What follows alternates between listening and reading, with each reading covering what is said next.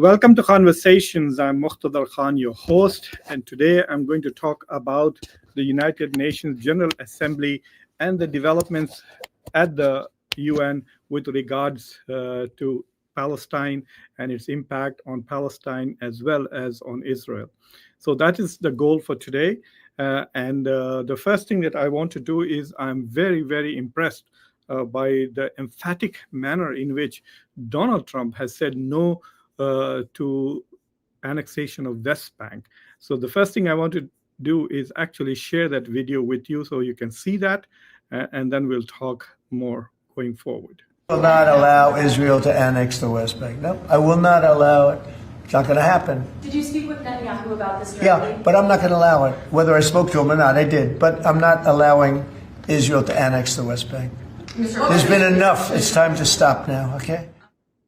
I mean, this is tremendous. The emphatic statement by Donald Trump saying enough is enough. I'm not going to allow the annexation of West Bank. By enough, he basically means that it's time to put an end to the genocide in Gaza. Even Donald Trump, who did not have a single word of empathy or sympathy for the Palestinian civilians, and over 65,000 who are dead. And let me tell you, that number 65,000 is a very low estimate. There are already estimates coming out of Israeli universities, and American universities say the number is probably more than 2 or even 300,000. Because if you find a hand, if you find a leg, if you find a torso, you don't consider that as a dead person until you find a full person or at least a head and are able to identify that person as dead. So there are lots of dead bodies hidden under the debris. It'll be a long time before the complete humanitarian catastrophe that Israel has perpetrated on Gaza is estimated. Okay, so it's going to be a long time, and even for such a devastation, Donald Trump did not have a single word of empathy or regret. He expresses empathy and regret every day for Ukrainian soldiers and Russian soldiers who are dying in the war in Russia and Ukraine, but he never ever seems to have any sympathy for Palestinians, even children, even civilians. The definition of terrorism is killing civilians for political purposes, and what is going on in Gaza is nothing short of wholesale terrorism. So anyway, let's talk a little bit more about what has happened. I don't know whether everything that has happened at the United Nations will improve the life of Palestinians. I mean, there are people who are starving in Gaza. Will they even get an extra drop of water to drink or even a loaf of bread as a result of everything that has happened at the United Nations? I don't know, and I will not be surprised if nothing happens. In spite of all the politics around Palestine that we have seen at the UN General Assembly, I will not be surprised if it doesn't help a single child in Gaza to get a piece of bread. Having said that, let's see what happened.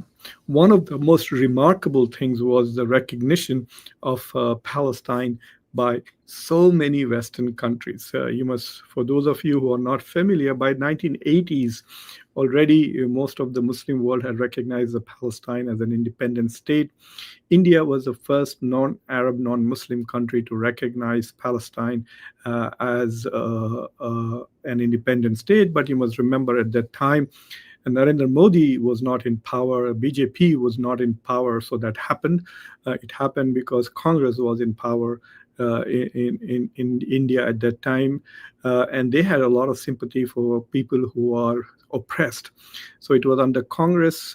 India was against apartheid in South Africa. India boycotted South Africa and helped South Africa become independent of the racist apartheid white nationalist regime of South Africa. I think if Modi was prime minister at that time, he would say, "Oh, I'm so friendly with the president of South Africa. We have some interests, and we get some very special things from South Africa.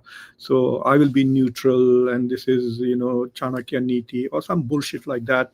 Modi would have said, and probably not opposed South Africa's apartheid regime, which was perhaps the most racist regime in human history, only to be matched now by the apartheid that Israel is practicing both in West Bank and in Gaza. But anyway, so there are a lot of countries which have now sort of recognized Palestine, the most prominent ones among them. Let me tell you, since 2023, which are the countries that have recognized. So, for example, Mexico recognized in 2023, but it was an ongoing process. And in 2024, after Israel's revenge war on the horrible terrorist attacks on Israel that came from Hamas on October 7th, after that, Barbados, Jamaica, Trinidad and Tobago, the Bahamas, these are all countries in the West Indies. Indians mostly know about them through cricket. Recognized Palestine as an independent state, and then the Europeans came to the table. Norway, Ireland, Spain. Spain and Ireland have been such champions and breaking away from NATO, breaking away from European Union, breaking away from their leader, the United States. They have stood up for the rights of the Palestinians. In bravo to both Ireland and Spain. Slovenia, I'm so impressed, and Armenia also moved to recognize Palestine. This was in 2024. Then in 2025, the big guys, UK, Canada, and Australia. These are 3 of the 5 ICE countries. I don't know why New Zealand is not here. We can understand why the US is not here, because it does not really have strategic autonomy when it comes to its own foreign policy in the Middle East. Trump can say as much as he likes about America first, but so far, the last 8 months, except the current comment that he made, which I showed, it is all Israel first foreign policy as far as the US is concerned. We will see whether Trump stands up to his own words, because Netanyahu is coming to the White House, I think, on Monday. And will he force Donald Trump to bend the knee and make a U-turn on annexation in West Bank or not? We will see how that goes. There are other European countries which also recognize, besides the 5 Eyes countries, UK, Canada, and Australia, France, Luxembourg, Malta, Monaco, Andorra, Belgium, San Marino also recognized Palestine as a state. Now the total number of countries that have recognized are 159 out of 193. So this is a big development. Does France's recognition of Palestine change conditions? No. But increasingly, what the Israelis are trying to do is they are trying to eliminate the existence and the idea of Palestine and Palestinians and the possibility of Palestinian state ever happening. They're basically committing the genocide of an ethnicity, of a nationality. This is one of the most evil countries on earth today, without doubt. It is deliberately, systematically eliminating an entire people. And people like Mike Huckabee, who are U.S. ambassador to Israel, says he's defending the Western civilization. I guess the Western civilization expands through genocide and defends itself through genocide. Its history of genocide is pretty long. The Holocaust, where 6 million Jews were killed by the Germans, the Spanish Inquisition, we know all about that. We know about the genocide of Native Americans here in the United States. Most recently in Bosnia, there was a genocide. Yes, the Western civilization and genocide are like twins at birth. I mean, they are like twins. What's the word I'm looking for? Yes, congenital twins, or whatever they are called. Anyway, so this evil country had a very interesting awakening at the UN, where when Netanyahu came to give a speech, it became very clear to everybody that people would get up and leave when Netanyahu would give a speech. So the UN arranged for him to give an early morning speech, so there won't be many people to begin with, so very few people will be seen leaving. If he was giving a speech in the afternoon or evening, then the auditorium would have been full, and you would have seen like hundreds and hundreds of people marching out. Yet you can see how Israel has become a pariah state. I think, except the US and India, because of Modi's immoral character, that Israel has any international support. Other than that, there are nobody in the world who supports this country. So look at this video that I would like you to see of what happened when he started speaking.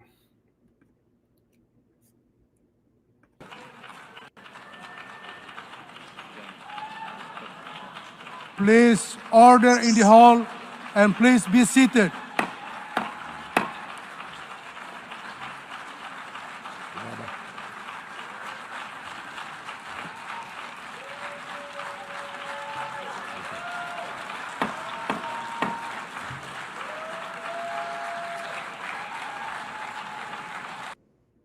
So a lot of people got up. I was able to just get one of these videos, but if you go on X in the social media or Instagram, you can see photographs of empty seats where Netanyahu basically is speaking to an empty hall.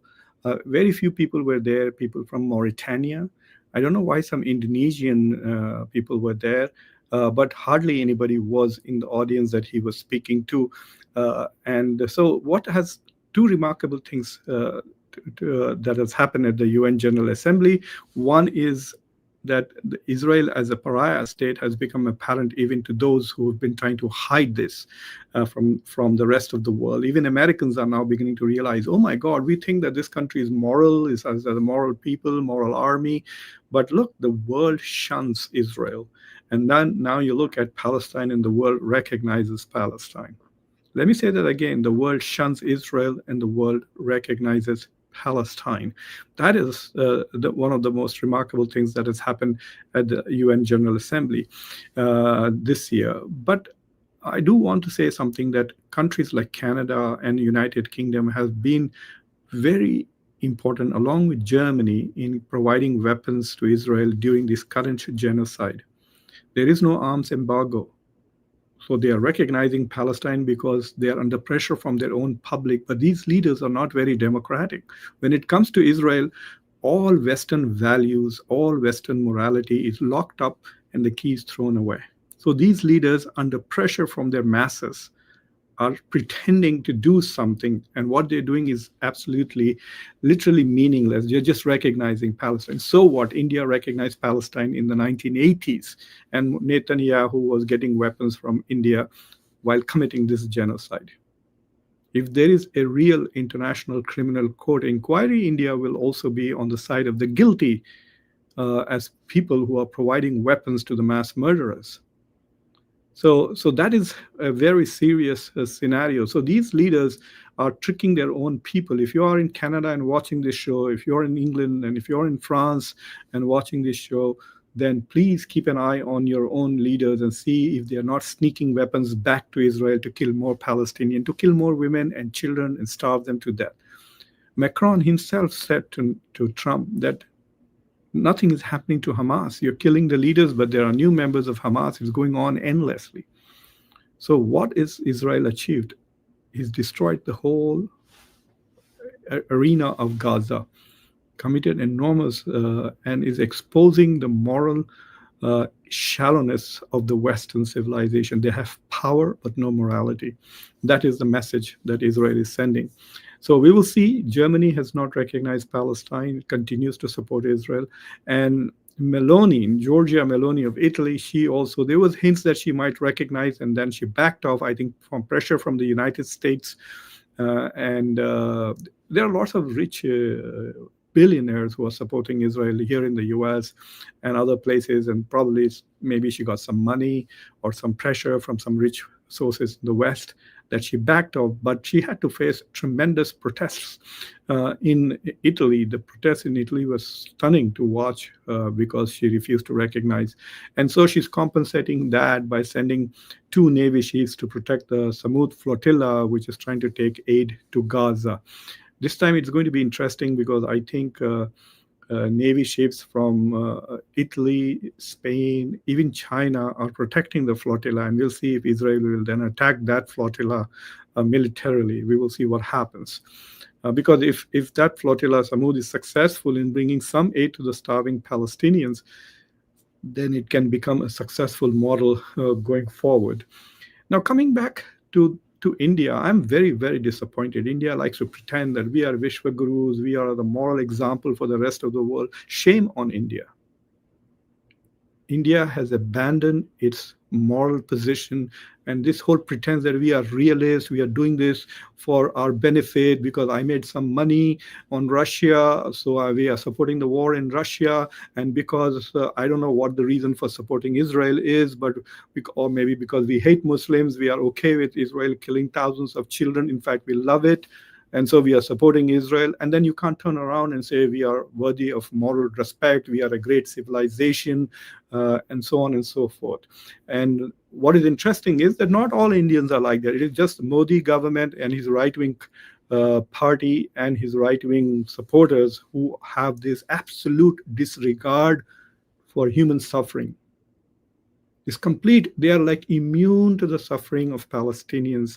No matter how many videos, no matter how many pictures they see of thousands of children and people dying, they have no humanity. I can understand that Modi is not human. He himself says, I'm not human, I'm non-biological. Okay, he's a robot. So yes, he has no heart, no feelings, that's fine. But what about the rest of the country? At least there's one person I was so happy and impressed to see when Sonia Gandhi wrote this article. This came out yesterday in the Hindu. She said India's muted voice, its detachment with Palestine. I think this is the second article she has written in the past 2 years. India needs to demonstrate leadership on the issue of Palestine, which is now a battle for justice, identity, dignity, and human rights. So unfortunately for, I don't know, whatever, this is not very smart of the Hindu to put it behind a paywall. Not many people can go and read that article because you have to be a paid member of the Hindu newspaper to read that. I think this is one of the articles that they should have made it publicly accessible. But thanks to Hindustan Times, go and read this article on the Hindustan Times. This is not behind the paywall. You can read this. Conspicuously muted, Sonia Gandhi calls out Modi's government's profound silence on Palestine critique. And she was on the mark. I am so impressed. I salute her for this particular article. I'm going to read some passages, if I can find them, for you from that article. She was just unbelievably clear. She made the point that unfortunately, this is what she says. In her article, she said, India standing on the world stage cannot be shaped by one individual's personal glory seeking. This whole idea that Modi is so great, Modi hai to mumkin hai, Modi magic. Look, Trump called and wished him happy birthday. Wow, wow, wow, wow. India has become so great that Donald Trump made a phone call and wished Narendra Modi a happy birthday. The whole damn country is dancing as if, I don't know what, they won a big lottery or something like that. This whole idea that wherever Modi goes, they collect all these idiotic Indians who come there and dance, and they're trying to show that he's so popular. Really, the rest of the people don't. When he comes to the US, you don't see any other Americans in that audience who are greeting Modi or getting excited. But the whole foreign policy is now about glorification of Modi. And he has no values. His whole agenda has become about advancing his own personal glory in the past 2 or 3 years. Look at the disdain with which Donald Trump and his entire cabinet have treated India. Modi was not invited to the inauguration. He was desperate. Dr. Jaishankar spent 2 weeks here lobbying to get Modi invited. He did not get to do that. And then tariff after tariff, sanctions after sanctions have been coming on India. India's foreign policy has become a total failure, but nobody is willing to call that out. She also said something interesting. She said India needs to demonstrate leadership on the issue of Palestine, which is now a battle for justice, identity, dignity, and human rights. She also condemned Hamas, obviously, but something very interesting she said, which she said that, look, we can't rest on our past laurels. India can't say, oh, we are so fantastic because we recognized Palestine in 1988. But what have you done now? Modi's foreign policy will be tested and judged based on what position Modi has taken. You know, they made a big deal of, in India, they made a whole big deal. Even some Western countries made a big deal about Narendra Modi telling Putin that this is not an era of war. It was supposed to be something phenomenally moral and worthy of appreciation. Okay, fine, you said that. Why didn't you tell Netanyahu that this is not an era of war? If this is not an era of war, I don't know whether Modi understands the meaning of the phrase, this is not an era of war, which means ye yudh ka yug nahi hai. If this is not an era of war, it means there's not an era of war for him to attack another country. And he did Operation Sindoor. That was war. If this was not an era of war, that should not have happened, no matter what. And he did not tell Netanyahu even once in the last 2.5 years or 2 years, I don't know now, 2 years nearly that this war has been going up. It will be 2 years in less than a month. But not once has he said, and the whole Modi's administration, I know that they have no creativity or intelligence to come up with creative response, but I'm sure there's somebody in the IAS and IFS bureaucracy who could have taken their senses, this is not an era of war, and said, and also this is not an era of genocide. He can't say that. You don't have to do anything, man. Don't go save a single child. Secretly sell weapons to Israel. Let your cronies make money selling weapons which kill children and women. Do that, but at least be a hypocrite and go out there and say this is not an era of genocide. I'm completely disappointed with India on this particular issue. And let me tell you, people will hold India accountable for this. Every time India says, I want to be part of the global governance, I want to be part of Security Council, why should you get a seat on the Security Council? What would you have done? You would have become a proxy for Israel. So sometimes the US will veto no, and sometimes Israel will veto no, or India will veto no to protect Israel. So why should the rest of the world? It's enough that the United States is there, and it is only because of the US that Israel is able to do what it does. Not only does the US protect Israel, but also arms it and enables it. So I'm not undermining the culpability of the United States. The US is fundamentally responsible for this genocide. It's a co-partner. In fact, Mike Huckabee said that we are like a married couple. His recent speech that he gave to the 250 elected Americans who went to Israel. I don't know why a member of a council or a mayor has to go to Israel. But when they went there, Mike Huckabee said that we are like a couple, US and Israel. That's the metaphor he used. So yes, the US is fundamentally responsible for everything that Israel does because we arm it, we give it weapons, we support it, we protect it at the UN. India just wants to be there, I guess. So I don't think that on this particular issue alone, India's application to become a member of the UN Security Council should be rejected by the international community. It does not deserve to be in the UN Security Council. It will become just an instrument and a tool of Israel. It had become the tool of the US in BRICS and SCO. They talk about strategic autonomy. What was so great about India canceling the SCO summit that India was the president and chairman of in 2023? They canceled it, made it virtual, and made it irrelevant. Then Modi did not go to it in 2024 because he wanted to make Donald Trump, America happy. It's only after America just treated him like with disdain. I mean, America is just treating India as if it has no strategic value. Donald Trump yesterday hosted Shehbaz Sharif and Asim Munir and called them great leaders. And Modi is dodging and avoiding international forums because he's afraid to come face to face with Donald Trump. He's afraid of what Donald Trump might say. Donald Trump again at the UNGA said, I brought about ceasefire between India and Pakistan. So he's afraid that he might say something like that in front, and this guy will not be able to. Let me give you an example. For those of you who are serious students of foreign affairs, go and look at the video where at the G7 summit, Modi met the Prime Minister of Canada, Carney.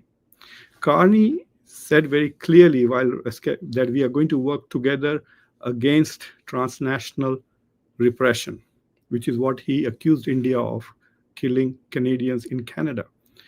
But Modi did not say, yes, and we will also fight terrorism, we will fight separatism, or we'll go after Khalistani. Nothing. He just said, we are going to work on connectivity and education, etc. That's all Modi said.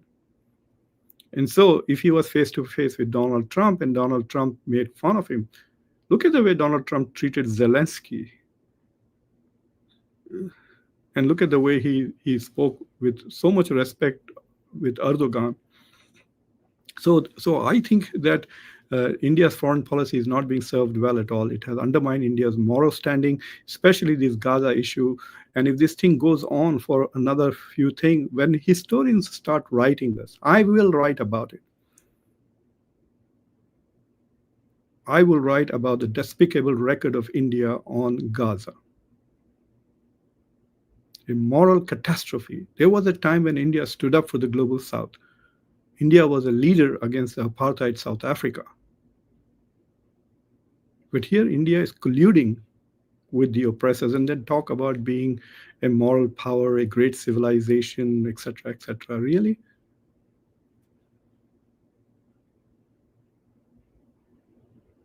Go read the Bhagavad Gita, see what it says about fighting for dharma. Anyway, that's all I wanted to talk about. I think the UNGA was important, but there are limits to what it can do. It cannot provide relief on the ground. But it is one thing is very clear that Israel has been exposed and has become a pariah internationally. But sadly, if this thing stops in another year or two, then the Western countries, thanks to billionaires who support Israel from America, will take money. American leaders have become shameless when it comes to money. You can't open your email every day here without everybody asking for $3, $2, $5. Some of them have the guts to say, send me $28. I thought that was interesting. But every day I get a message from Newsom saying, give me $3. Look what I told Trump. See, give me this. It's like money, money, money, money, money. Money is destroying the democracies of the West. And Israel is very lucky at the moment that it has a bunch of billionaires. Even the sale of TikTok is going to silence Palestinian voices now, because the guy who bought TikTok, the CEO of Oracle, he is the biggest individual donor to the Israeli Defense Forces, even though he's an American. So yes, they are very rich supporters of Israel who will continue to buy the souls of American and European politicians going forward. And so Israel will be rehabilitated very quickly once they have finished and have satisfied with their killing and murdering and destruction of Gaza and genocide. So anyway, this is what I wanted to talk about today. Today it's about to get midnight and I'm in my office at the university today.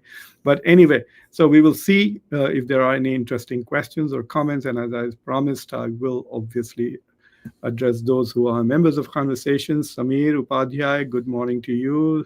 Sabun, good evening to you. And Samir again, why US lobby not interested in Gaza, sir? Are you thinking because our Muslims? No, obviously there is a lot of anti-Muslim and Islamophobic sentiment here, but the Israelis have also killed a lot of Christians. They have destroyed churches in Gaza.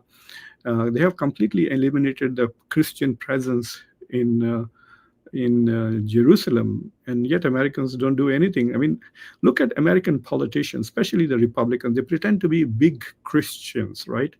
Oh, I'm a Christian, I'm a true Christian, they wear crosses, etc. But when they go to Israel, they go to the synagogues, they go to the Wailing Wall, but they don't go to churches. They don't go to the birthplace of Jesus Christ and all the other holy places for Christians. I have not seen Republican leaders visit them. You don't see photographs and videos of that. Even if they are making visits, they are very private and hidden. But there's always everyone is wearing a yarmulke on their head and going there. It's like saying that Muslim leaders are going to Mecca, but not going to Kaaba, but going to some other religious institution. Who will take their religiosity seriously? Can you imagine that? So it's like that. So they're sold to the Israeli lobby that far more powerful in the US, because they have been powerful for a long time. They have twisted the laws of this country to make themselves more powerful.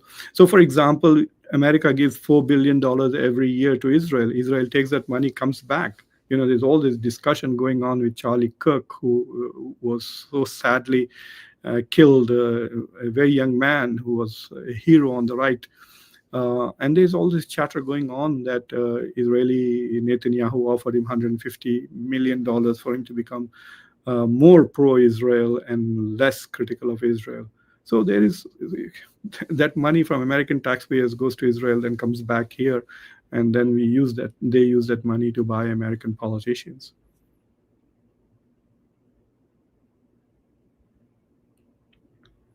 Lala Khan, yeah, he made that during the discussions, but I'm very impressed with it. I've never seen him talk. And look, If you look at the question that the reporter asked, did you talk to Netanyahu, saying, did you check with your boss? And he said, yes, I've talked to Netanyahu, and still said it doesn't matter whether I talk to him or not. I want you to listen to this again. I will not allow Israel to annex the West Bank. No, I will not allow it. It's not going to happen. Did you speak with Netanyahu about this directly? Yeah, but I'm not going to allow it. Whether I spoke to him or not, I did. But I'm not allowing Israel to annex the West Bank. There's been enough. It's time to stop now, okay? See, that's the key part, right? It's enough, now stop. It's not as if Israel has been annexing things. Israel has not annexed anything. I mean, recently during this war, it's been killing, and that's what he meant. Stop, enough already. I think it's partly because of the summit that he had, the Islamic countries. He met with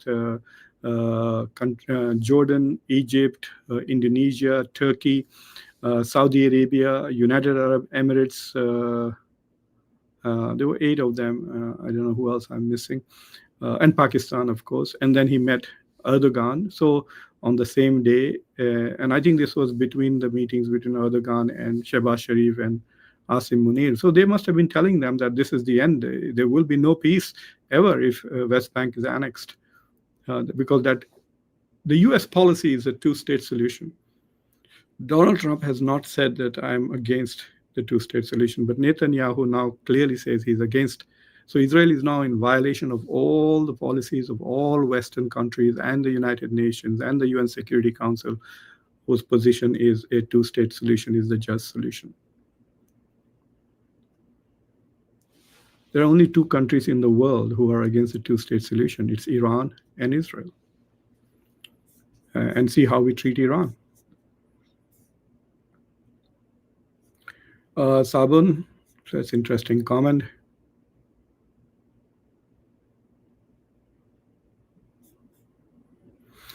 Yes, very good comment. Yes, it has corrupted their soul. Even many Israeli scholars and thinkers and philosophers are going around saying that Israel is become an evil country, essentially. They may be powerful, they may remain rich, but and this is a spiritual crisis for Israel. I mean, they are going to be systematically killing an entire population. I mean, these are the people who made the slogan, never again, right? And they are doing it.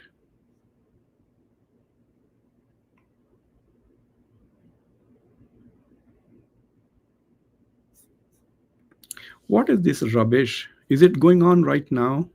Is there a genocide going on in Kashmir right now that you guys keep obsessing about it? Ask Modi. When did Modi speak of the Kashmiri Pandit genocide last?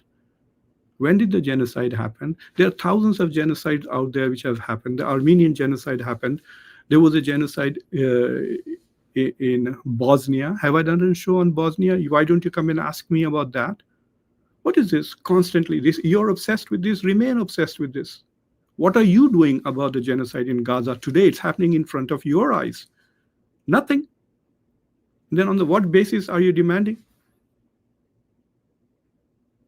What are you doing about the genocide in Gaza, which is happening right now in front of you? You're talking about something that happened in the 80s, right? You have a Hindu Rashtra there.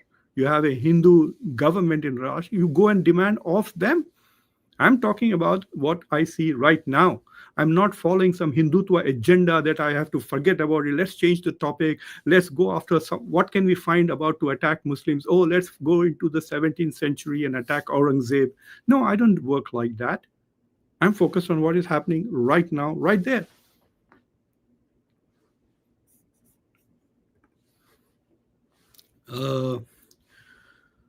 Samir,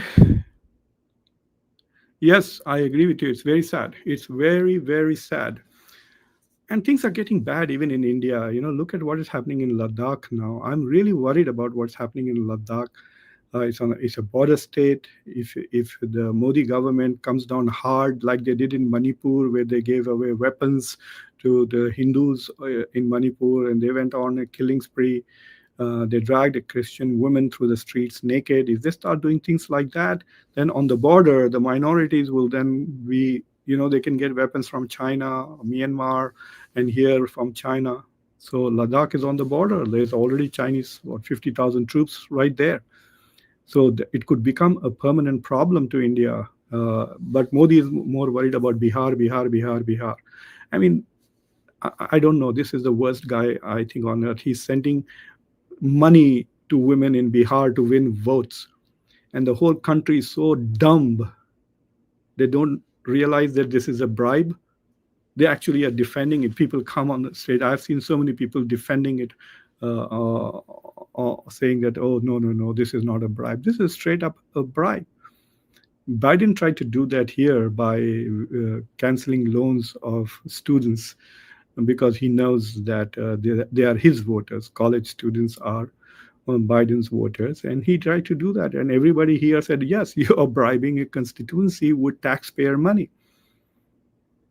So he was taking money from people who don't go to college and was giving it to people who went to college and their loans. It is like that, giving 10,000 rupees to the women in Bihar. And that is the moral standard of India now, of domestic politics, bribery.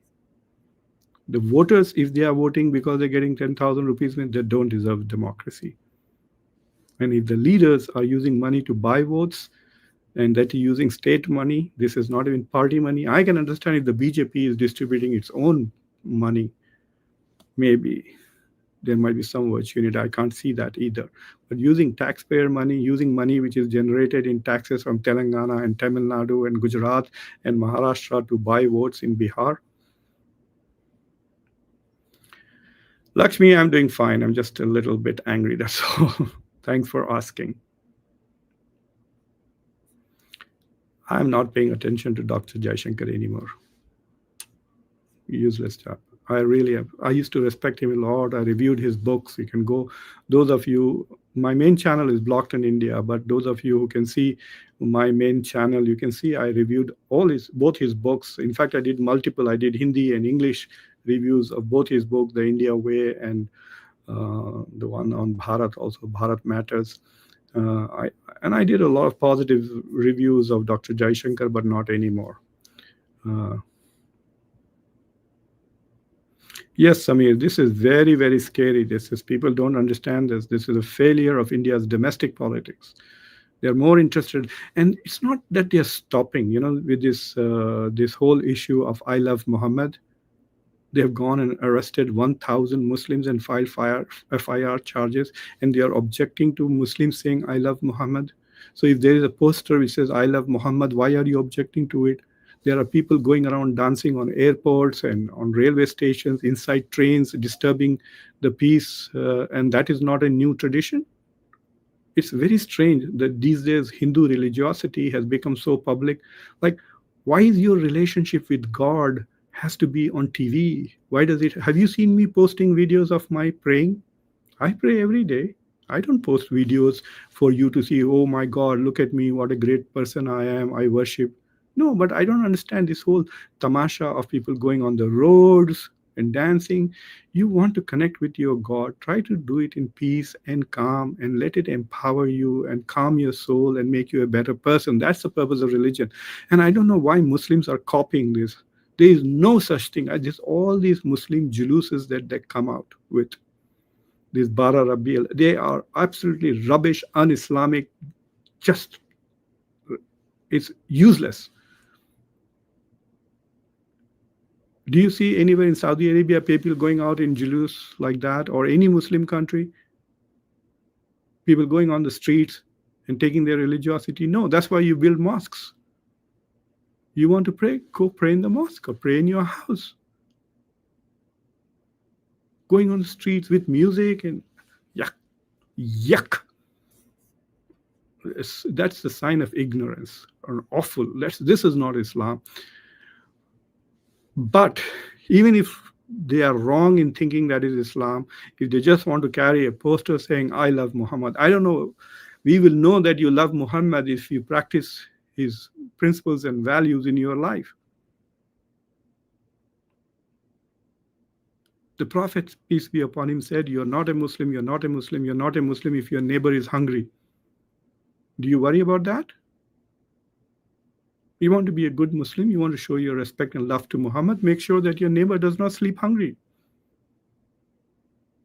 Not walk on the stupid street with a stupid poster. Who are you trying to show? It's rubbish. But the Indian government has no business to allow others to object to this. And when they riot and just go after Muslims, they are just causing trouble for themselves.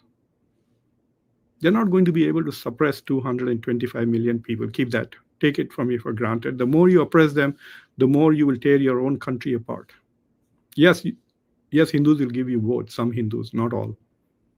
Some Hindus will give you a vote because you are being nasty to Muslims. But what kind of a campaign is that? John Smith. India already recognized the Palestine under two states. They should have taken the initiative to encourage. Yeah, I agree with you, but this was done under the Congress government in the 1980s, John, not this government. This government would not have recognized it, I'm sure. There'll be some Israeli billionaire will give some money to somebody from the Modi's party, and that's enough.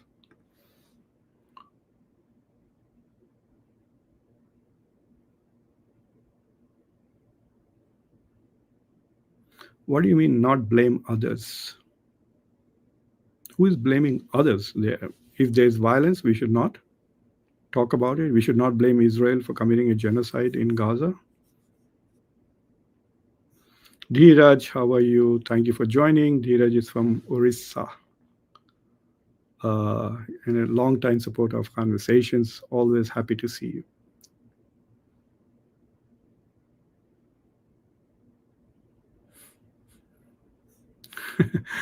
Yeah, that's a good thing. Not only that, he's building a huge ballroom. The ballroom is bigger than the White House, I think, in terms of space. It's going to accommodate close to 1,000 people, I think. I saw some pictures of it. And if you notice, he was showing that to the Pakistani delegation when they came to the White House. He was showing the mock-up. Yeah, I guess he seems to. I find that quite remarkable. Donald Trump, who talks a lot about wealth, is quite proud of the White House. And it is very clear that he's very proud of the White House, and he actually enjoys living there and wants to improve upon it.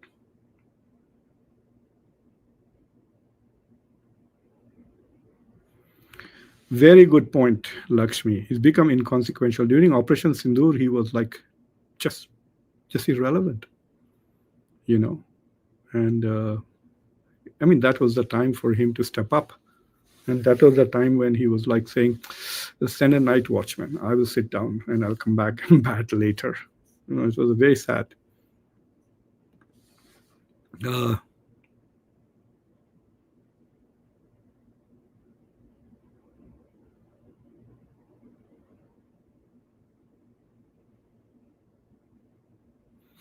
Everybody knows that it's on many occasions it was Netanyahu who had disagreed and walked away from potential ceasefires, including attacking Qatar when the Hamas and Qataris were negotiating about Donald Trump's proposal.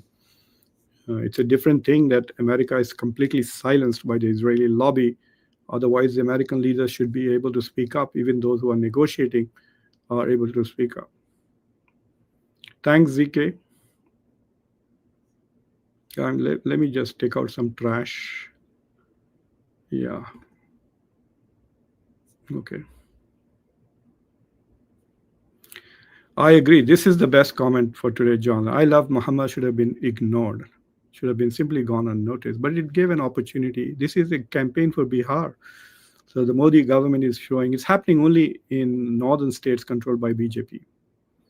So they are sending the signal to Bihari saying, look, vote for us. We are being so nasty to Muslims. Look, we have put 1,000 plus FIRs against Muslims. Please vote for us. This is their election campaign.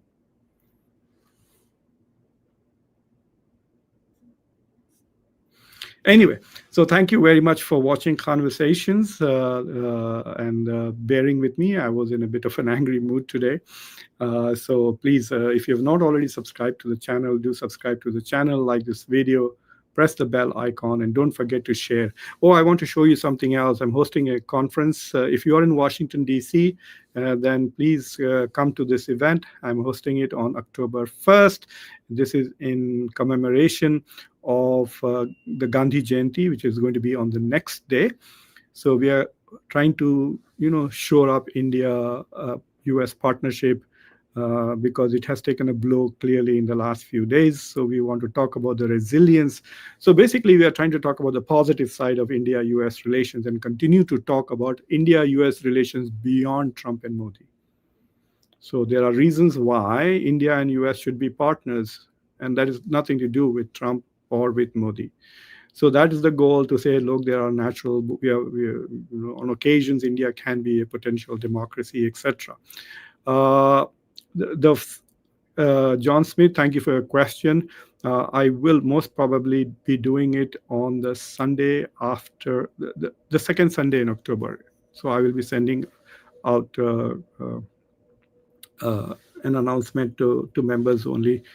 So please subscribe to members and become member of Conversations. We have regular Zoom conferences, and we will be having one within the next 10 days.